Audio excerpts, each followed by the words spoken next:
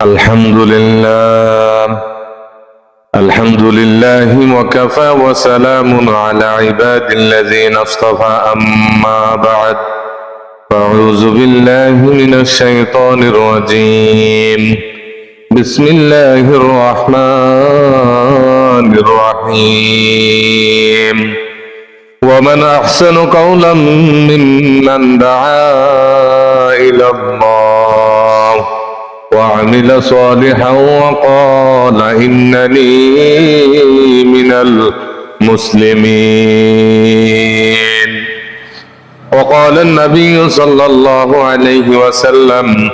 بلغوا عني ولو آية وصدق رسوله النبي الأمي الكريم ونحن على ذلك من الشاهدين والشاكرين والذاكرين والحمد لله رب العالمين मैं दूर हो मजबूर हो आए सैयद आलम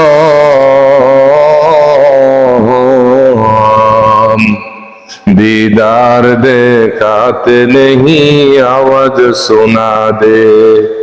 दीदार देखाते नहीं आवाज सुना दे साले से लगा दे मेरे इश्क का सफीना आंखों से देखा दे मुझे मक्का ओ मदीना आंखों से देखा दे मुझे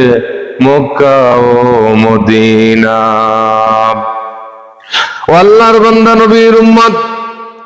রব্বে কারীম আমাদেরকে এত সুন্দর একটা মাহফিলের আয়োজনের মধ্যে বসাইলেন বিভিন্ন মানুষ থেকে আল্লাহ রব্বুল আলামিন ফারেক করে নিয়ে আসছেন আল্লাহ যাকে ভালো চান দিনের বুঝ দিতে চান আল্লাহ রব্বুল আলামিন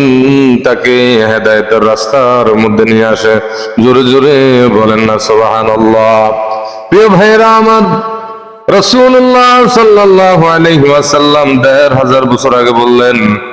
আদাল্লুল খাইরি কাফাইলিহি যে ব্যক্তি মানুষকে ভালো কাজের দিকে ডাকে সে ওই ভালো কাজ করার মতো সওয়াব পায় সুবহানাল্লাহ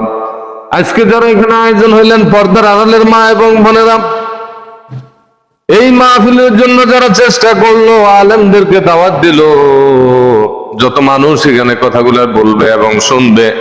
প্রত্যেকের আমল নামার ভিতরে আমার আল্লাহ রাব্বুল আলামিন তাদের আমল নামায় নেকি দিয়ে দিবেন জোরে জোরে বলেন না সুবহানাল্লাহ রব্বে কারীম বলেন কুরআনুল কারীমকে যদি আমরা প্রশ্ন করি হে কোরআন আমরা যদি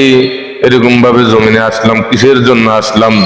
রব্বুল আলামিন সুন্দর করে কুরআনুল কারীমের মধ্যে জবাব দিয়ে দিবেন ওয়ামা খালাকতুল জিন্না ওয়াল ইনসা ইল্লা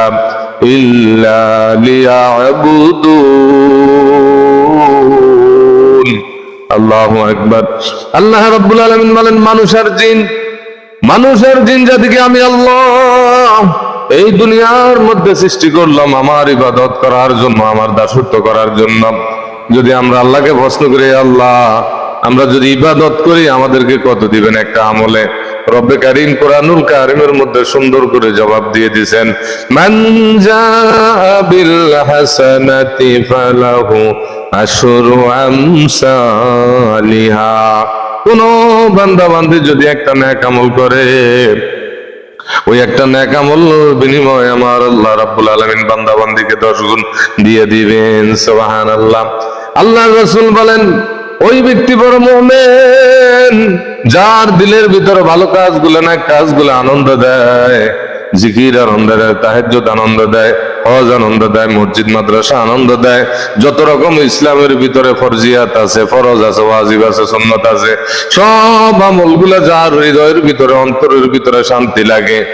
আর যার দিলের ভিতরে শান্তি লাগে সেই হলো মুমিন জোরে বলেন না সুবহানাল্লাহ